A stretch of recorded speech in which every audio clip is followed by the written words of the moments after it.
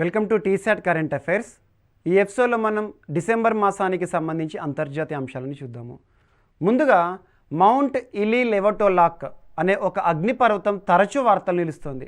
ఎందుకంటే తూర్పు ఇండోనేషియా ప్రాంతంలో ఉన్న మౌంట్ ఇలీలెవటోలాక్ పేరు గుర్తుంచుకోండి. Geography or GK point of వ్యూలో ఖచ్చితంగా అడుగుతారు. ఇటీవల తరచూ అగ్నిపర్వతం విస్ఫోటనం చెంది వార్తలు నిలుస్తుంది. చాలామంది ప్రజలు ఇబ్బంది పొందుతున్నారు, సమస్యలు ఎదుర్కొంటున్నారు. మరియు చంద్రునిపై దిగిన చైనా వ్యోమనౌక. ఇటీవల చైనా దేశము చైనాకి సంబంధించి స్పేస్ అడ్మినిస్ట్రేషన్ వారు చంద్రునిపై అధ్యయనం కోసం లాంగ్ మార్చ్ 5 రాకెట్ ద్వారా చాంగే 5 ప్రయోగం చేశారు. ఈ చాంగే 5 ప్రయోగంలో భాగంగా వారు చంద్రుని ఉపరితలం నుండి మట్టి సేకరణ, అంటే చంద్రునిపై నుండి ఇసుక లేదా మట్టి సేకరణ, కొన్ని నమూనాలను సేకరించడము, మరియు ఇందులో భాగంగా చంద్రునిపై జెండాను కూడా పాతడం జరిగింది. చాలా ఇంపార్టెంట్. చంద్రునిపై జెండా మోపిన రెండవ దేశంగా చైనా వార్తలు ఇచ్చింది ఈ చాంగే 5 మిషన్ ద్వారా. సో చాలా ఇంపార్టెంట్. డిసెంబర్ 1, 2020 నాడు చంద్రుని ఉపరితలంపైకి చేరిన చాంగే 5 చంద్రునిపై జెండా మోపింది. సో చంద్రునిపై నుండి నమూనాలను కూడా సేకరించడం జరిగింది. సో చాలా ఇంపార్టెంట్. సో వాయు కాలుష్య నివేదిక 2020 అత్యంత కాలుష్య నగరాల జాబితాలో మొదటి స్థానంలో ప్రపంచంలో లాహోర్ వార్తలు నిలిచింది. లాహోర్ ఎక్కడ ఉంది? పాకిస్తాన్. మరియు ఢిల్లీలో భారత్కి సంబంధించి ఢిల్లీ, మరియు నేపాల్కి సంబంధించి కాఠ్మండు, ఈ 3 వార్తలు నిలిచాయి. అంటే ఫస్ట్ ప్లేస్లో అత్యంత వాయు కాలుష్యం కలిగిన నగరాలను కనుక చూస్తే లాహోర్ పాకిస్తాన్కి సంబంధించి, ఢిల్లీ భారతదేశంలో ఢిల్లీ వాయు కాలుష్య సంబంధిత అంశాలు తరచూ వార్తలు ఇస్తుంది భారత్, మరియు నేపాల్ మన సరిహద్దును పంచుకుంటున్న మరొక దేశము నేపాల్లోని కాఠ్మండు. ఈ 3 కూడా అత్యంత వాయు కాలుష్య బారిన పడుతున్నాయి. మరియు చంద్రునిపై జెండా మోపిన రెండవ దేశంగా చైనా, ఇందాక మనం చర్చించుకున్నాం. సో చాంగే 5 ఏదైతే మిషన్ ప్రయోగం ఉంటుందో, ఇటీవల లాంగ్ మార్చ్ 5 ఆధారంగా చైనా ప్రయోగించిన చాంగే 5 మిషను కొన్ని కీలక పరిణామాలతో మనకు వార్తలు ఇచ్చింది, కొన్ని కీలకమైన ఫలితాలను కూడా ఇచ్చింది. అలా చంద్రునిపై మొదట జెండాని పాతిన దేశంగా ఇప్పటి వరకు ప్రపంచంలో అమెరికా మాత్రమే ఉంది. సో ఆ అమెరికా స్థానంతో పాటు ఈరోజు చైనా కూడా వార్తలు ఇచ్చింది. 2020 డిసెంబర్ మాసంలో చైనా జెండాను కూడా చాంగే 5 ప్రయోగంలో భాగంగా ఆవిష్కరించడం జరిగింది. చాలా ఇంపార్టెంట్. సో అలా దక్షిణ భారత్ నుంచి చైనాకు బియ్యం ఎగుమతి. సో చైనాకి సంబంధించి మరొక అంశం వార్తలు నిలిచింది. సో చైనాకి భారత్కి మధ్యలో ఇటీవల మనం మే మాసం 2020 నుండి తరచూ ఏదో ఒక వివాదం చూస్తున్నాం. చాలా ప్రాంతాలు తరచూ వివాదాల నడుమ చిక్కుకుంటున్నాయి. మనకి గాల్వన్ లోయ కానివ్వండి, ప్యాంగాంగ్ కానివ్వండి, ఈస్టర్న్ లడాక్ ప్రాంతము మరియు అక్సాచిన్ ప్రాంతం చాలా వరకు కూడా సమస్యలు ఎదుర్కొంటున్నాయి. సో అలా ఇప్పుడు ప్రస్తుతం భారత్కి చైనాకి మధ్యలో చాలా వివాదాస్పద వాతావరణం ఉంది. ఇలాంటి సమయంలో కూడా ప్రస్తుతం చైనాకి భారతదేశం నుండి, అందులో కూడా దక్షిణ భారతదేశం నుండి సుమారు 2 సంవత్సరాల తర్వాత బాస్మతి బియ్యం ఎగుమతిని చైనా ఆమోదించడం జరిగింది. దాదాపు 5,000 టన్నుల బియ్యం ఎగుమతి భారతదేశం నుండి, అందులో కూడా దక్షిణ భారతదేశం నుండి ఎగుమతి చేయబోతున్నారు. 100 కోట్ల మంది తీవ్ర పేదరికంలోకి వస్తున్నారు. ఈ కరోనా పరిస్థితుల కాలంలో మరింత ఎక్కువ అవుతుందని చెప్పేసి ఇటీవల ఐక్యరాజ్య సమితి ఒక నివేదికను విడుదల చేసింది. 2030 సంవత్సరం వరకు ప్రపంచంపై కరోనా ప్రభావం అని ఐక్యరాజ్య సమితి ఒక నివేదికను విడుదల చేసింది. పేరేంటి? ప్రపంచంపై కరోనా ప్రభావం 2030. ఈ నివేదిక ఆధారంగా దాదాపు 100 కోట్ల మంది తీవ్ర పేదరికంలోకి వెళ్తారు. ఎందుకంటే కరోనా లాక్డౌన్ పరిస్థితుల కాలంలో ఉపాధి సమస్యలు తలెత్తాయి. చాలామంది కూడా వలస కార్మికులు స్వస్థలాలకు చేరుకున్నారు. సో పొట్టకూటి కోసం ఇప్పుడు బ్రతకడమే సమస్య అయింది. కాబట్టి ప్రపంచవ్యాప్తంగా కరోనా ప్రభావం దారుణంగా చూపించింది.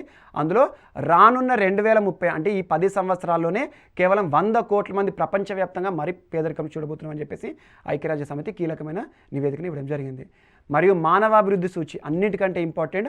సో డిసెంబర్ మాసంలోనే మనకు అన్ని వార్తాంశాల్లో కూడా అన్నిటికంటే ఇంపార్టెంట్. ఎందుకంటే మానవాభివృద్ధి సూచి అనే అంశం లేకుండా అసలు క్వశ్చన్ పేపరే ఉండదు. సో మానవాభివృద్ధి సూచిని ప్రతి సంవత్సరం ఎవరు విడుదల చేస్తారో, ఏ సంస్థ విడుదల చేస్తుంది అంటే UNDP, united nations development programme. చాలా ఇంపార్టెంట్. ఐక్యరాజ్య సమితి అనుబంధ సంస్థ. 1990 సంవత్సరం నుండి ప్రతి సంవత్సరం కూడా మానవాభివృద్ధి సూచి రిలీజ్ చేస్తుంది. సో సూచి అంటే ఒకే అంశాన్ని పరిగణలోకి తీసుకోరు. దాదాపు లైఫ్ ఎక్స్పెక్టెన్సీ కానివ్వండి, మరియు లిటరసీ రేట్ కానివ్వండి, సో లాంగిటివిటీ, ఇలాంటి అంశాలను తీసుకొని ప్రతి దేశంలో కూడా ఏ రకంగా ప్రజల యొక్క జీవితం ఉంటుందని చెప్పేసి హ్యూమన్ డెవలప్మెంట్ ఇండెక్స్ని విడుదల చేస్తుంది యుఎన్డిపి. ఈ సంవత్సరానికి గాను ఈ నూతన నివేదికలో భారత్ స్థానం ఎంత అంటే 131. మొత్తం 189 దేశాలకు భారత్ స్థానం 131. సో మొదటి స్థానంలో నిలిచిన దేశం నార్వే, రెండవ స్థానంలో ఐర్లాండ్, మూడవ స్థానంలో స్విట్జర్లాండ్ ఉండగా చివరి స్థానంలో అంటే 188, 189 స్థానం, ఈ స్థానంలో గుర్తుంచుకోవాలి. సో 188th ప్లేస్లో సెంట్రల్ ఆఫ్రికన్ రిపబ్లిక్ మరియు లాస్ట్ ప్లేస్ 189th మనకి కాంగో వార్తలు నిలిచింది, చాలా ఇంపార్టెంట్. మరియు దాదాపు హ్యూమన్ డెవలప్మెంట్ ఇండెక్స్ సంబంధించి ఎవరు రూపకర్త అంటారు? మెహబూబ్ ఉల్ హక్, పాకిస్తాన్కి సంబంధించిన మెహబూబ్ ఉల్ హక్ మానవాభివృద్ధి సూచీకి పితామహుడు అంటాము. మన భారతదేశానికి సంబంధించి సంక్షేమ ఆర్థికవేత్త అమర్త్య సేన్ గారు కూడా ఈ మానవాభివృద్ధి సూచీ నివేదికకి సంబంధించి రూపకల్పన చేసిన వ్యక్తుల్లో కీలక వ్యక్తి. ఈ సంవత్సరం 2020 సంవత్సరానికి మానవాభివృద్ధి సూచీ 30వ నివేదిక ఇది వార్తలు ఇచ్చింది. ఖచ్చితంగా ర్యాంకు చూసుకోండి, ఇది ఒకటి ఇంపార్టెంట్. సో ఇందులో మనకి ప్రతి సంవత్సరం కూడా భారతదేశం యొక్క స్థానం ఏ రకంగా ఉంటుంది అని అడుగుతున్నారు. మరి ఇంకొక ఇండెక్స్ వార్తలో నిలిచింది, హ్యూమన్ ఫ్రీడమ్ ఇండెక్స్, మానవ స్వేచ్ఛా సూచి, చాలా ఇంపార్టెంట్. మానవ స్వేచ్ఛా సూచి 2020 సంవత్సరానికి గాను భారత్ స్థానం ఎంత అంటారు? 111వ స్థానంలో ఉంది. మొత్తం దేశాలు 162 దేశాల్లో కన్సిడర్ చేసేసుకుంటే భారతదేశంలో పౌరులకి కల్పించిన అంటే సిటిజన్స్కి కల్పించిన స్వేచ్ఛ ఆధారంగా ఈ సూచీలో దాదాపు 111వ స్థానంలో భారత్ నిలిచింది. సో చాలా ఇంపార్టెంట్. ప్రతి సంవత్సరం కూడా అమెరికన్ థింక్ ట్యాంక్ సంస్థ మరియు మనకి కెనడాకి సంబంధించిన ఇన్స్టిట్యూట్స్ వీటిని విడుదల చేస్తాయి. సో అలా 162 దేశాల్లో చిట్ట చివరి స్థానం కాస్త సిరియా వార్తలు నిలిచింది. అంటే మానవాభివృద్ధి సూచీలో మనకి భారత స్థానం ఒకటి గుర్తుంచుకోండి, మరియు చిట్ట చివరి స్థానం గుర్తుంచుకోండి. అత్యాచార నిందితులపై కెమికల్ క్యాస్ట్రేషన్, చాలా ఇంపార్టెంట్. కెమికల్ క్యాస్ట్రేషన్ అంటే ఏంటంటే రసాయనాల ద్వారా ఒక పురుషుడిని నపుంసకునిగా మార్చడం. అలా అత్యాచారాలు పెరుగుతున్నాయి, దేశంలో రేప్ కేసెస్ పెరుగుతున్నాయి అని చెప్పేసి పాకిస్తాన్ ప్రభుత్వం కీలక చట్టాన్ని రూపకల్పన చేసింది. ఆ చట్టం ఆధారంగా ఎవరైతే అత్యాచార నిందితులు ఉంటారో ఆ నిందితులని కెమికల్ క్యాస్ట్రేషన్, కొన్ని ప్రత్యేక డ్రగ్స్ ఇస్తారు, రసాయనాలను ఇస్తారు. దాని ద్వారా పూర్తిగా శాశ్వతంగా కానివ్వండి కొంతకాలం పాటు నపుంసకునిగా మారుస్తారు. సో అలా చాలా ఇంపార్టెంట్. సో ఇంపార్టెంట్గా మార్చడం. అందులో ఏ డ్రగ్ వాడతారు అంటారు? మెడ్రాక్సీ ప్రొజెస్టిరాన్ అసిటేట్, చాలా important. Medroxyprogesterone acetate. So ఈ డ్రగ్ పేరు గుర్తుంచుకోండి, ఇదే ఒక అనాఫ్రోడెక్స్ డ్రగ్. మరియు సరిహద్దుల్లో 2000 కిలోమీటర్ల గోడను ఏర్పాటు చేసి చైనా ఒక వివాదాస్పద అంశంతో వార్తలు నిలిచింది. సో చైనాతో సరిహద్దు పంచుకుంటున్న మయన్మార్, సో మయన్మార్కి చైనాకి మధ్యలో సరిహద్దు ప్రాంతంలో దాదాపు 2000 కిలోమీటర్ల పొడవైన కంచె నిర్మాణంతో చైనా మరొకసారి వివాదంతో వార్తలు ఇచ్చింది. ఇటీవల విస్తరణవాదమే ఆకాంక్షంగా బతుకుతున్న చైనా తన చుట్టుపక్కల సరిహద్దు పంచుకుంటున్న ప్రతి దేశం పైన కూడా ఏదో ఒక సమస్యతో వార్తలు నిలుస్తుంది. చూడండి, ఏదో ఒక సమస్యను సృష్టిస్తుంది. భారత్తో చూడండి, అరుణాచల్ ప్రదేశ్ రాష్ట్రం కానివ్వండి, ఈస్టర్న్ లడాక్ సెక్టర్ కానివ్వండి, మరియు మయన్మార్ వెంట కూడా విస్తరణవాదం ఆకాంక్ష ఆధారంగా వారిలోని సరిహద్దు ప్రాంతాలు ఉంటాయి కదా, వాటిని కూడా కలుపుకుంటూ చైనాలో కలుపుకుంటూ ఒక వివాదాస్పద గోడ నిర్మాణాన్ని కూడా చేపట్టింది. మరి ఇటీవల మనకి భూటాన్ సరిహద్దుల్లో ఇంకొక పాంగ్డా అనే ఒక విలేజ్ని కూడా ఏర్పాటు చేసింది. మరియు అరుణాచల్ ప్రదేశ్కి సరిహద్దులో ఒక రైల్వే ట్రాక్ నిర్మాణం కానివ్వండి, సో నేంగ్చి అనే రైల్వే ట్రాక్, ఇవన్నీ కూడా వివాదాస్పదం అవుతున్నాయి. ఈరోజు ఒక సరిహద్దు గోడతో కూడా వార్తలు నిలిచింది. సో అమెరికాలో గాంధీ విగ్రహం అపవిత్రం ఒక అంశం వార్తలు నిలిచింది. అపవిత్రం అంటున్నాను ఏంటంటే ప్రస్తుతం దేశవ్యాప్తంగా కూడా రైతు ఉద్యమాలు జరుగుతున్నాయి, మనం చూస్తున్నాం. కేంద్ర ప్రభుత్వం తీసుకొచ్చిన వ్యవసాయ చట్టాలను వ్యతిరేకిస్తూ దేశ రాజధాని ఢిల్లీలో రైతులు సుదీర్ఘంగా దాదాపు గడిచిన 20 రోజుల నుండి మనకు నిరసన చేస్తూనే ఉన్నారు. అందులో భాగంగా ఈ రైతు ఉద్యమాలకు కొన్ని ప్రపంచ సంస్థలు కూడా మద్దతు ప్రకటిస్తున్నాయి. ఐక్యరాజ్య సమితి కానివ్వండి, మరియు కెనడా ప్రధాని జస్టిన్ ట్రూడో గారు కానివ్వండి, మరియు హౌస్ ఆఫ్ లార్డ్స్ బ్రిటన్లో ఎగువ సభ, సో చాలా సభలు కానివ్వండి, సమితులు కానివ్వండి, ప్రపంచ సంస్థలు కూడా రైతులు శాంతియుతంగా చేస్తున్న ఈ ఉద్యమానికి మద్దతు పలుకుతున్నాయి. అందులో భాగంగా ఈ ఉద్యమానికి సంఘీభావంగా అమెరికాలో దేశవ్యాప్తంగా కూడా కొన్ని ర్యాలీలు జరిగాయి, కొన్ని ప్రముఖ ప్రాంతాల్లో, న్యూ జెర్సీ, వాషింగ్టన్ డీసీ ప్రాంతంలో. అలా వాషింగ్టన్ డీసీలో జరుగుతున్న ఈ ర్యాలీ, శాంతియుత ర్యాలీలో కొంతమంది దుండగులు ప్రవేశించారు. ఖలిస్తానికి సంబంధించి ఉద్యమం చేపడుతున్నవారు. ఆ ఖలిస్తానీ దుండగులు ఎవరైతే ఉంటారో వారు ఇటీవల వాషింగ్టన్ డీసీ వైట్ హౌస్ ముందు ఉన్న గాంధీ విగ్రహం పైన ఖలిస్తాన్ జెండాను కప్పి ఈ శాంతియుతంగా జరుగుతున్న ఈ ఉద్యమాన్ని కాస్త వివాదాస్పదంగా మార్చారు. అలా గాంధీ విగ్రహాన్ని ఖలిస్తాన్ జెండాతో అపవిత్రం చేసి వార్తలు నిలిచారు. ఈ 2020 సంవత్సరం అమెరికా వైట్ హౌస్ ముందు ఉన్న గాంధీ విగ్రహం రెండవసారి వార్తలు నిలిచింది. ఒకటి జార్జ్ ఫ్లాయిడ్ మృతి సందర్భంగా ఆ మృతికి సంబంధించి దేశవ్యాప్తంగా ఉద్యమం జరిగింది. నల్లజాయితీయుడి మృతి వైట్ పోలీస్ చేతిలో. ఆ మృతికి సంఘీభావంగా అమెరికన్స్ చేసిన ర్యాలీలో గాంధీ విగ్రహాన్ని ధ్వంసం చేశారు. గాంధీని రేసిస్ట్ అని పిలిచారు, అంటే జాతీయ అహంకారి అని. మరొకసారి వార్త నిలిచింది డిసెంబర్ మాసంలో రైతు ఉద్యమాలకి సంబంధించి శాంతియుత ర్యాలీలో ఒక వివాదం చోటు చేసుకుంది గాంధీ విగ్రహం పైన ఖలిస్తానీ జెండాలు కప్పుతూ. అదొకటి కూడా ఇంపార్టెంట్. అండ్ ప్యారిస్ ఒప్పందం మనకు తెలుసు. ప్యారిస్ ఒప్పందం అనగానే 2015 సంవత్సరం నుండి వార్తలు నిలుస్తుంది. సో అలా కాలుష్య ఉద్గారాలను తగ్గించాలి, వాతావరణ మార్పు జరగకుండా ప్రతి దేశం కూడా సంరక్షణ చర్యలు తీసుకోవాలి, వాతావరణాన్ని సంరక్షించాలి కాలుష్య ఉద్గారాలను తగ్గిస్తూ. అందులో భాగంగా 2017 సంవత్సరంలో ఈ ప్యారిస్ ఒప్పందం, ప్యారిస్ ప్యాక్ట్ నుండి అమెరికా, ప్రపంచ అగ్రదేశం అమెరికా బయటికి రావడం జరిగింది. డొనాల్డ్ ట్రంప్ వివాదాస్పద నిర్ణయం. అలా ప్రపంచ అగ్రగామి దేశమే ప్యారిస్ ఒప్పందం నుండి బయటికి రావడం ద్వారా చాలా దేశాలు వివాదం కూడా చేశాయి. అందులో భాగంగా మరొకసారి ప్యారిస్ ఒప్పందం అమెరికాకి సంబంధించి డిసెంబర్ మాసంలో కీలక ప్రకటన వెలువడింది. సో అమెరికాలో ఇటీవల జరిగిన నూతన అధ్యక్ష ఎన్నికలు ఉన్నాయి కదా, గెలుపొందిన జో బైడెన్ చాలా ఇంపార్టెంట్ డెమోక్రాట్ అభ్యర్థి. జో బైడెన్ అమెరికాలో నూతన అధ్యక్షుడిగా, 46వ దేశాధ్యక్షుడిగా జనవరి 20వ తేదీన రానున్న నెలలో ప్రమాణ స్వీకారం తీసుకోబోతున్నారు. అలా జో బైడెన్ ప్రమాణ స్వీకారం జరిగిన తర్వాత అమెరికా మరొకసారి ప్యారిస్ ఒప్పందంలో చేరబోతోంది అని చెప్పేసి జో బైడెన్ కీలక ప్రకటన చేశారు. చాలా ఇంపార్టెంట్. 2017 ఎగ్జిట్, 2021 మరొకసారి ఇన్. సో ప్యారిస్ ఒప్పందం 2015. 2020లో ప్రపంచంలో అత్యంత ఆదరణ కలిగిన కొటేషన్, నినాదం ఏది అంటారు, స్టేట్మెంట్ ఏది అంటారు?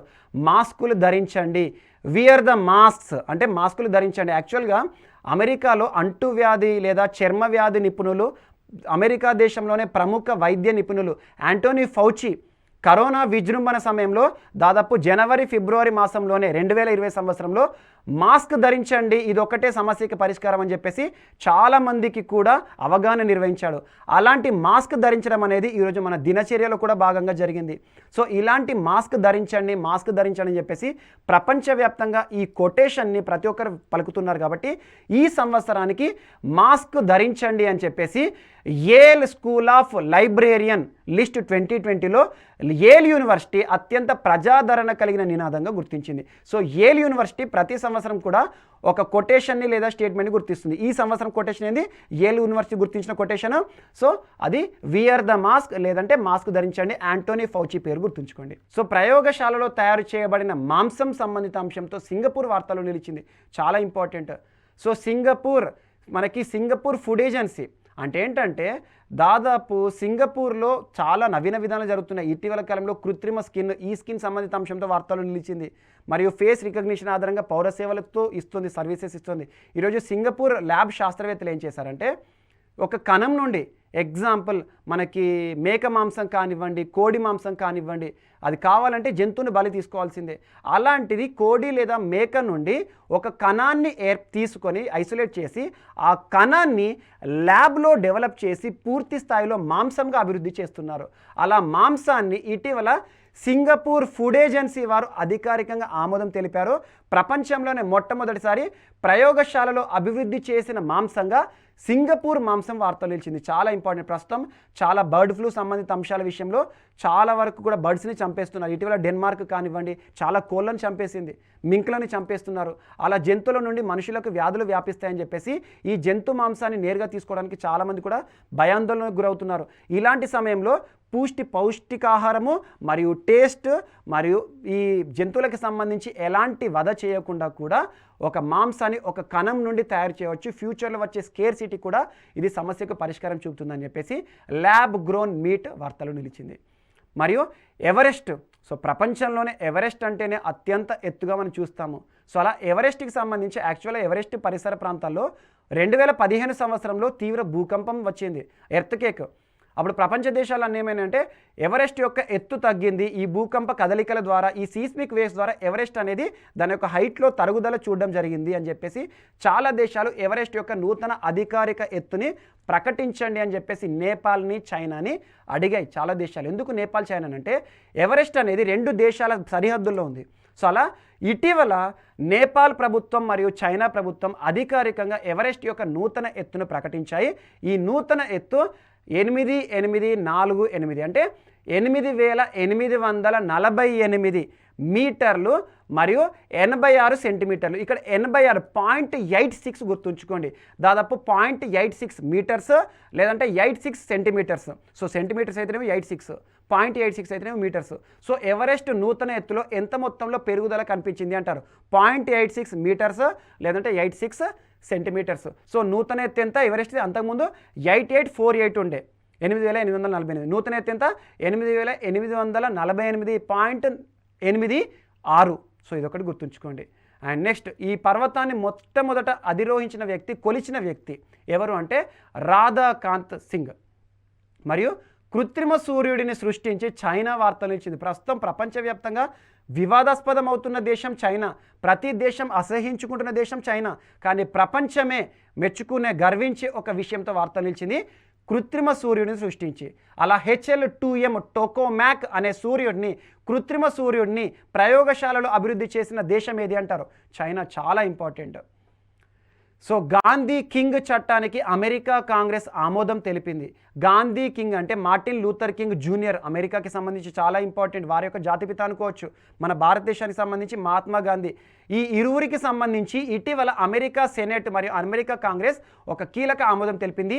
గాంధీ మరియు లూథర్ కింగ్ జూనియర్ సిద్ధాంతాలు, బోధనలపై పరిశోధనలు చేపట్టేందుకు ఉద్దేశించిన Gandhi King exchange initiative act, గుర్తుంచుకోండి, గాంధీ కింగ్ ఎక్స్చేంజ్ ఇనిషియేటివ్ యాక్ట్కి అమెరికా కాంగ్రెస్ అంటే అమెరికాలోని చట్టసభ ఆమోదం తెలుపుతూ వార్తలు ఇచ్చింది. చాలా important.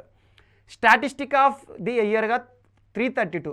Statistic of the year అంటే ఏంటంటే ఒక నెంబర్ని ప్రతి సంవత్సరం స్టాటిస్టిక్ ఆఫ్ ద ఇయర్గా గుర్తిస్తారు. అలా లండన్కి సంబంధించి యాక్చువల్గా చైనా శాస్త్రవేత్తలు జనవరి 10వ తేదీన మొట్టమొదటిసారి SARS-CoV-2 అంటే సార్స్ కోవిడ్ వైరస్, ప్రస్తుతం కరోనా వైరస్ సంబంధించి జన్యుక్రమాన్ని అధికారికంగా విడుదల చేసిన తేదీ గుర్తుంచుకోండి, జనవరి 10. మరియు డిసెంబర్ 8వ తేదీ లండన్ శాస్త్రవేత్తలు, లండన్ వైద్యాధికారులు సమర్థవంతంగా పనిచేసే కోవిడ్ వ్యాక్సిన్ని కూడా ప్రజలకు ఇవ్వడం ప్రారంభించారు. ఈ 2 తేదీల మధ్యలో 2020 కదా 2 కూడా, ఈ 2 తేదీల మధ్యలో డిఫరెన్స్ 332. ఈ 2 తేదీల మధ్యలో భేదం ఉన్న ఈ 332ని బ్రిటన్లోని రాయల్ స్టాటిస్టిక్స్ సొసైటీ ప్రతి సంవత్సరం, సో గుర్తుంచుకోండి, బ్రిటన్లో ఉన్న రాయల్ స్టాటిస్టిక్స్ సొసైటీ ప్రతి సంవత్సరం ఒక సంఖ్యను ఆ సంవత్సరానికి సంఖ్యగా గుర్తిస్తుంది, అంటే అత్యధిక ఆదరణ కలిగిన సంఖ్యగా. సో ఈ సంవత్సరం 332 స్టాటిస్టికల్ ఆఫ్ ద నెంబర్గా గుర్తిస్తూ వార్తలు నిలిచింది. So Asian water development outlook 2020 ఎవరు రిలీజ్ చేశారంటారు? ఏషియన్ డెవలప్మెంట్ బ్యాంక్ మరియు ఆస్ట్రేలియా ప్రభుత్వ సహకారంతో. ఏషియన్ వాటర్ డెవలప్మెంట్ అంటే నీటికి సంబంధించి ఒక నివేదిక. సో ఆసియా అభివృద్ధి బ్యాంకు, ఆసియా పసిఫిక్ ఫోరము మరియు ఆస్ట్రేలియా ప్రభుత్వ సాయంతో ఒక నివేదిక వార్తలు నిలిచింది, ఏషియన్ వాటర్ డెవలప్మెంట్ అవుట్లుక్. ఈ నివేదిక ప్రకారం ప్రస్తుతం ప్రపంచంలో 2.1 బిలియన్ల ప్రజలు తీవ్ర నీటి కరువుని ఎదుర్కొంటున్నారు. ప్రస్తుతం కరోనా అంటేనే తరచూ మనం చేతులు కడుక్కోవడం, శానిటైజేషను, శుభ్ర వాతావరణం చూస్తున్నాం. అలాంటిది చేతులు కడుక్కోవడానికి కాదు, కనీసం తాగడానికి కూడా అవైలబిలిటీ లేని ప్రజలు, ఇప్పటికి కూడా నీటి సమస్యను ఎదుర్కొంటున్న ప్రజలు కేవలం ఆసియా పసిఫిక్ ప్రాంతాల్లో మాత్రమే, ఆసియా ఖండంలో మాత్రమే 2.1 బిలియన్ ప్రజలు ఉన్నారంట. చాలా ఇంపార్టెంట్. సో దక్షిణ కొరియా కూడా ఒక కృత్రిమ సూర్యుడిని సృష్టించి వార్తలు నిలిచింది. ఇందాక మనం చైనా సృష్టించిన కృత్రిమ సూర్యుడు ఏంటి? HL2M. సో దక్షిణ కొరియా సృష్టించిన సూర్యుడి పేరు, కృత్రిమ సూర్యుడి పేరు ఏంటంటే Korea super conducting advanced research. చాలా ఇంపార్టెంట్. K-STAR పేరుతో ఇటీవల కృత్రిమ సూర్యుడిని సృష్టించిన దేశం ఏది అంటారు? మనకి దక్షిణ కొరియా. అయస్కాంత కేంద్రక సంలీన చర్యల ద్వారా కృత్రిమ సూర్యుడిని దాదాపు 10 కోట్ల డిగ్రీ ఉష్ణోగ్రత 10 కోట్ల డిగ్రీ సెల్సియస్ ఉష్ణోగ్రత వద్ద 20 సెకండ్ల పాటు ఈ కృత్రిమ సూర్యుడిని మండించారు. చాలా ఇంపార్టెంట్. సో సూర్యుని కేంద్రకం వద్ద ఉండే టెంపరేచర్ 1.5 క్రోర్ డిగ్రీ సెల్సియస్, దానికంటే దాదాపు 6.7 రెట్ల అధిక ఉష్ణోగ్రతతో కూడిన సూర్యుడిని సృష్టించి దక్షిణ కొరియా వార్తల్లో నిలిచింది. మరియు అబార్షన్లను చట్టబద్ధం చేస్తూ అర్జెంటీనా వార్తల్లో నిలిచింది. అబార్షన్లు, సో దేశవ్యాప్తంగా కూడా చాలామంది మహిళలు అబార్షన్లను చట్టబద్ధం చేయనని చాలా ఏళ్ల నుండి కూడా 2017 నుండి దేశవ్యాప్తంగా ఉద్యమం చేస్తున్నారు. మరియు క్యాథలిక్ చర్చిలు ఏమంటున్నారంటే శిశువు ఎవరైతే గర్భంలో పెరుగుతారో వారిని అబార్షన్ ద్వారా చంపేయడం అనేది జీవించే హక్కు కూడా ఉల్లంఘన చేసినట్టే అని చెప్పేసి క్యాథలిక్ చర్చ్ వారేమో అడ్డుకుంటున్నారు. అయినా కూడా ఇటీవల అర్జెంటీనా సెనెట్ అంటే అర్జెంటీనా చట్టసభ అబార్షన్లను చట్టబద్ధం చేస్తూ కీలక ఆమోదం తెలపడం జరిగింది. సో దక్షిణ అమెరికా లేదంటే లాటిన్ అమెరికా అన్న ఒకటే, దక్షిణ అమెరికా దేశాల్లో అబార్షన్ చట్టబద్ధం చేసిన మొట్టమొదటి లేదా ప్రధాన దేశంగా అర్జెంటీనా వార్తలు నిలిచింది. 14 వారాల గర్భం ఏదైతే ఉంటుందో అంతలోపు వరకు గర్భాన్ని అబార్షన్ చేసుకోవచ్చు అని చెప్పేసి వార్తలు నిలిచింది. భారతదేశంలో కూడా గర్భ విషయానికి వస్తే అబార్షన్లకు సంబంధించి ఒక కీలక చట్టం ఉంది, medical termination of pregnancy act 1971. So ఎవరు పడితే వారు అబార్షన్ చేసుకోకూడదు, దానికంటూ కొన్ని నియమాలు ఉంటాయి. ఇది ఒకటి కూడా ఇంపార్టెంట్. సో అలా అబార్షన్లు చట్టబద్ధం చేస్తూ అర్జెంటీనా వార్తలు నిలిచింది. సో నెక్స్ట్ మనము క్రీడలకి సంబంధించిన అంశాలను చూద్దాము. టెస్టు చరిత్రలో అత్యల్ప స్కోరుకు టీమిండియా స్కోర్ నమోదు చేస్తూ వార్తలు ఇచ్చింది. టెస్ట్ చరిత్రలోనే అత్యల్ప స్కోరు ఇప్పటి వరకు భారతదేశానికి సంబంధించి 1974 సంవత్సరం లార్డ్స్ అంటేనే ఇంగ్లాండ్లో ఉంటుంది. సో ఇంగ్లాండ్తో జరిగిన టెస్ట్ మ్యాచ్. ఇప్పుడు 1974 సంవత్సరం ఆ టెస్ట్లో భారత్ ఒక ఇన్నింగ్స్లో 42 పరుగులకి, అంటే 11 మంది బ్యాట్స్మెన్లు కలిసి కొట్టిన పరుగులు అన్నట్టు. సో 42 పరుగులు ఇప్పటి వరకు టీమిండియాకి సంబంధించి అత్యల్ప స్కోర్ అది. ఇలాంటి రికార్డును చెరిపేస్తూ, సో ఇదొక చాలా అంటే కొన్ని రికార్డ్స్ మంచివి, కొన్ని రికార్డ్స్ చెడ్డవి. సో ఈరోజు చెడు రికార్డు అన్నట్టు ఇది. అలా భారతదేశానికి సంబంధించి ఇటీవల ఆస్ట్రేలియా పర్యటన చేస్తున్న భారత క్రికెట్ జట్టు టెస్టు చరిత్రలోనే అత్యల్ప స్కోరు 36 పరుగులకి ఆల్అవుట్ అయి రెండవ టెస్టు వార్తలు నిలిచింది. సో మొదటి టెస్ట్లో రెండవ ఇన్నింగ్స్లో 36 పరుగులకే ఒక రికార్డు స్కోర్ వద్ద ఆల్అవుట్ అయి టీమిండియా చరిత్రలోనే టెస్టు చరిత్రలో అత్యల్ప స్కోరు నమోదు చేస్తూ వార్తలు నిలిచారు. ఖేలో ఇండియాలో 4 దేశీయ క్రీడలు, చారిత్రక క్రీడలను చేరుస్తూ కేంద్ర ప్రభుత్వం కీలక నిర్ణయం తీసుకుంది. ప్రస్తుతం కేంద్ర క్రీడా యువజన వ్యవహారాల మంత్రిత్వ శాఖ కిరణ్ రిజిజు గారు ఇటీవల ఒక కీలక ప్రకటన ఉత్తర్వులను జారీ చేశారు. ఆ క్రీడల్లో మల్లకంబ క్రీడ. సో మల్లకంబ అనగానే మనకు మధ్యప్రదేశ్ రాష్ట్రము మరియు మహారాష్ట్ర గుర్తుకు రావాలి. గురుత్వాకర్షణ శక్తిని బ్యాలెన్స్ చేస్తూ ప్రదర్శించే ఒక క్రీడ, చాలా ఇంపార్టెంట్. ఇటీవల ప్రధానమంత్రి నరేంద్ర మోదీ గారు కూడా మన్ కీ బాత్లో ప్రసంగించారు. అమెరికాలో ఒక దంపతులను ప్రస్తావిస్తూ చాలా ఇంపార్టెంట్ మల్లకంబ క్రీడను. మరియు కలరియపట్టు కేరళకి సంబంధించి, మరియు గత్కా లేదా గట్కా అంటారు పంజాబ్ రాష్ట్రంలో. ఇది ఒక మార్షల్ ఆర్ట్స్ అనుకోండి. పంజాబ్కి సంబంధించి సిక్కులు వారి మత నిబంధనలు ఏవైతే ఉంటాయో మత నిబంధనల భాగంగా సో ఆత్మరక్షణలో భాగంగా నేర్చుకుంటారు. మరియు మణిపూర్ ప్రాంతానికి సంబంధించిన క్రీడ మరొకటి వార్తలు ఇచ్చింది. ఇవన్నీ కూడా 4 క్రీడలను ఇటీవల కేంద్ర ప్రభుత్వం చారిత్రక క్రీడలకు క్రీడా హోదా కల్పిస్తూ వార్తలు నిలిచింది. సో మణిపూర్కి సంబంధించి తన్ఖా క్రీడ. సో 4 క్రీడలు ఏంటి? కలరియపట్టు కేరళ, మల్లకంబ మనకి మధ్యప్రదేశ్ మరియు మహారాష్ట్ర, మరియు ఇంకొక క్రీడ గత్కా పంజాబ్కి సంబంధించి సిక్కు మతస్థులు ఎక్కువ నేర్చుకుంటారు ఆత్మరక్షణలో భాగంగా. మరియు తన్ఖా అంటే మణిపూర్ మార్షల్ ఆర్ట్స్ అంటారు. ఈ 4 చారిత్రక క్రీడలు కూడా Khelo India sports next year అంటే 2021 నుండి ఇవి క్రీడల పోటీల్లో కూడా చేరుస్తామని చెప్పేసి దేశవ్యాప్తంగా వీటికి ఆదరణ కల్పిస్తున్నారు. మరియు వీటికి సంబంధించిన చరిత్ర అంతా కూడా ఖచ్చితంగా ఏ రాష్ట్రాల్లో వీటికి సంబంధించి ఆదరణ ఉంటుంది, ఏ రాష్ట్రానికి సంబంధించి ఏ క్రీడ అని చెప్పేసి అడుగుతారో ఖచ్చితంగా గుర్తుంచుకోండి. మరియు ఫీఫా ఉత్తమ ఆటగాడిగా రాబర్ట్ వార్తలు నిలిచారు. రాబర్ట్ లెవనోడెక్. సో లెవనోడెస్కీ అంటారు, లేదంటే ఇది ఏంటంటే మనకు బ్రిటన్ పదాలు చాలా కష్టంగా ఉంటాయి. So Robert లెవనోడెస్కీ. సో అలా ఈ ఏడాది FIFA federation international football association, FIFA అంటే ఏంటి? ఫుట్బాల్కి సంబంధించి నియంత్రణ సంస్థ, ప్రపంచవ్యాప్తంగా ఫుట్బాల్ క్రీడను ఆడే దేశాలను నియంత్రిస్తుంది. సో అలా ఫిఫా ఈ సంవత్సరానికి అద్భుత ఆటగాడు క్రీడాకారుడిగా రాబర్ట్ మనకి రాబర్ట్ లెవనోడోస్కీని గుర్తించడం జరిగింది. చాలా ఇంపార్టెంట్. ఉత్తమ ఫుట్బాలర్గా, మహిళా ఫుట్బాలర్గా మనకి లూసీ బ్రాంజే గారు వార్తల్లో నిలిచారు. ఇంగ్లీష్ క్రీడాకారిణి, అంటే ఈమె ఇంగ్లాండ్ జట్టుకు సంబంధించిన క్రీడాకారిణి. మరియు బాక్సింగ్ హాల్ ఆఫ్ ఫేమ్లో ఫ్లాయిడ్ మేవెదర్ మరియు Laila Ali. So hall of fame అని ఏ క్రీడకి సంబంధించి వార్తలు నిలిచినా కూడా ఆ పర్టికులర్ రంగంలో వారికంటూ ప్రత్యేక గుర్తింపు తెచ్చుకున్న వారన్నట్టు, చరిత్రలో వారికంటూ ప్రత్యేక పేజీలు ఉంటాయి అన్నట్టు. అలా హాల్ ఆఫ్ ఫేమ్ బాక్సింగ్కి సంబంధించి మనకి ఫ్లాయిడ్ మేవెదర్. సో మేవెదర్ అంటే ఒక అజేయ క్రీడాకారుడు, అంటే తను కెరీర్లో చాలా రికార్డ్స్ సృష్టించారు. ఇప్పటి వరకు అన్బీటన్ ప్లేయర్, ఏ ఒక్క బాక్సింగ్ ప్లేయర్ పైన కూడా ఓడిపోలేదు. అతడు ఇటీవల క్రీడలకు వీడుకోలు పలికాడు. అండ్ వీడుకోలు పలికిన ఆటగాళ్ళను మాత్రమే హాల్ ఆఫ్ ఫేమ్లో చేరుస్తారు. అలా బాక్సింగ్ సంబంధించి ఈ సంవత్సరం ఫ్లాయిడ్ మేవెదర్ మరియు లైలా అలీ, ఒక మహిళా బాక్సర్. ఎవరిమే? మనకు మహమ్మద్ అలీ, చాలా ఇంపార్టెంట్ బాక్సర్. మహమ్మద్ అలీ అమెరికాకి సంబంధించి తన యొక్క కుమార్తె లైలా అలీ ఈ సంవత్సరానికి గాను అత్యుత్తమ బాక్సింగ్ ప్రతిభను కనబర్చినందుకు హాల్ ఆఫ్ ఫేమ్లో చోటు సంపాదించుకొని వార్తలు నిలిచారు. సో బహ్రెయిన్ గ్రాండ్ ప్రీ విజేత వార్తలు నిలిచారు. ఫార్ములా 1 దిగ్గజం మనకు ఆటగాడు, బ్రిటిష్ ఆటగాడు లూయిస్ హామిల్టన్ గెలుపొందడం జరిగింది. Bahrain. So Bahrain grand pre 2020 విజేత ఎవరు అంటారు? Lewis Hamilton. లూయిస్ హామిల్టన్ ఏ దేశానికి సంబంధించిన వ్యక్తి అంటే ఫార్ములా 1 క్రీడాకారుడు, బ్రిటన్ దేశానికి సంబంధించి. సో మైకేల్ షూమాకర్ పేరిట ఉన్న అన్ని రికార్డులను కూడా బద్దలు కొడుతూ ఇటీవల వార్తలు నిలుస్తున్నారు. ప్రస్తుతం ఫార్ములా 1 చరిత్రలోనే number 1 player Lewis Hamilton Bahrain grand ప్రీతో మరొకసారి వార్తలు నిలిచారు. సో 2030 ఆసియా క్రీడల వేదిక దోహా, 2030 అని కాదు, 2022 నుండి 2032 వరకు షెడ్యూల్ అనేది అధికారికంగా విడుదల చేయడం జరిగింది ఆసియా క్రీడలకి సంబంధించి. సో అలా ఏషియన్ గేమ్స్ అంటాం మనం. సో అలా 2030 సంవత్సరానికి దోహా, ఖతర్ దేశంలో ఉన్న దోహా ఆతిథ్యం ఇవ్వబోతోంది.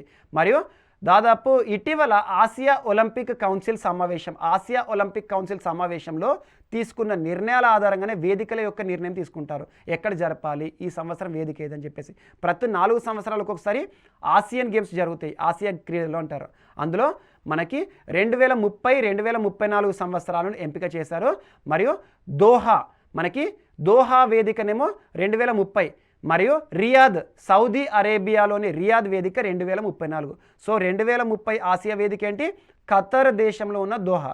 2034కు సౌదీ అరేబియా దేశంలో ఉన్న రియాద్. మరియు ఇంకొక అంశం, పాకిస్తానీ ఫాస్ట్ బౌలర్, క్రీడలకు సంబంధించి చాలా ఇంపార్టెంట్ పర్సన్. సో క్రికెట్కి సంబంధించిన వ్యక్తి Pakistani fast bowler Mohammad Amir retirement ప్రకటిస్తూ వార్తలు నిలిచారు. సో పాకిస్తాన్కి సంబంధించిన క్రీడాకారుడైనా కూడా క్రీడా రంగానికి సంబంధించి తన యొక్క రికార్డులు చాలా ఇంపార్టెంట్. సో తను రిటైర్మెంట్ ప్రకటించాడు కాబట్టి తన పేరు మాత్రం అడుగుతారు. సో మహమ్మద్ అమీర్ అతి తక్కువ ఇన్నింగ్స్లో, ఇంకోటి మన భారతదేశం విషయానికి వస్తే మరొక రికార్డు వార్తలు నిలిచింది.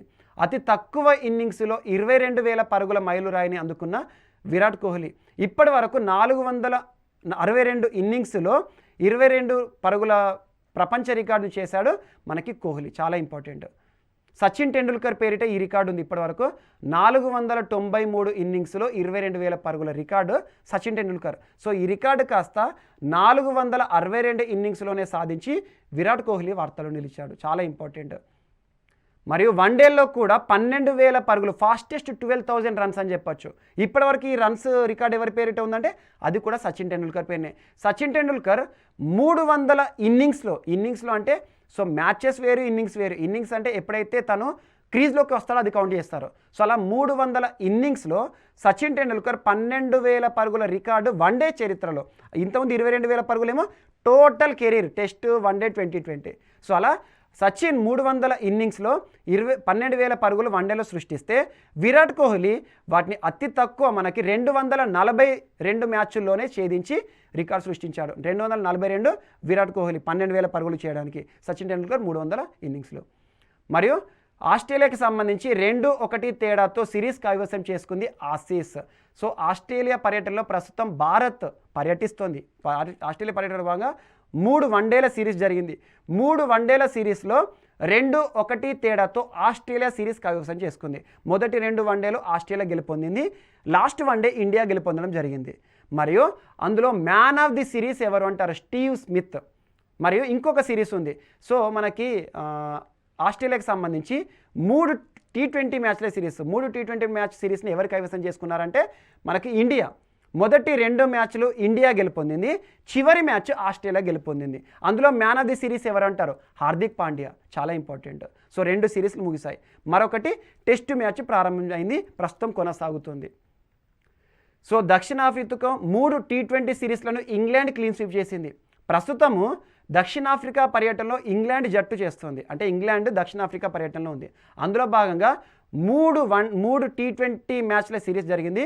3కు 3 ఇంగ్లాండ్ గెలుపొందడం జరిగింది. సో దక్షిణాఫ్రికా హోస్ట్ టీము 0 విన్నింగ్స్తో వైట్ వాష్ బారి నుండి తప్పించుకోలేకపోయింది. మనకి అక్కడ man of the match David Malan గుర్తుంచుకోండి. అంతర్జాతీయ క్రికెట్కు కోరీ ఆండర్సన్ గుడ్ బై. సో కోరీ ఆండర్సన్ క్రికెట్కి సంబంధించిన క్రీడాకారుడు. కోరీ ఆండర్సన్ అనగానే మనకు న్యూజిలాండ్ జట్టు గుర్తుకు రావాలి. ఆల్రౌండర్, ఒక ఫాస్ట్ బౌలరు మరియు బ్యాట్స్మెన్. సో తన యొక్క record one of the important record. ప్రపంచంలో అత్యంత వేగంగా చేసిన శతకాల్లో తన రికార్డు కూడా ఉంటుంది, చాలా ఇంపార్టెంట్. సో క్రీడలకు వీడుకోలు పలుకుతూ, అంతర్జాతీయ క్రికెట్కి వీడుకోలు పలుకుతూ వార్తలు ఇచ్చారు. రానున్న అమెరికా సీజన్లో ఆడతానని మాత్రం ప్రకటించాడు. సో చరిత్ర సృష్టించిన భారత రేస్ అంటే ఫార్ములా 1 రేస్. యాక్చువల్గా ఫార్ములా 1 అంటే సీనియర్ జట్టుకు సంబంధించింది. F2 రేస్ అంటే ఏంటంటే జూనియర్స్ సంబంధించి.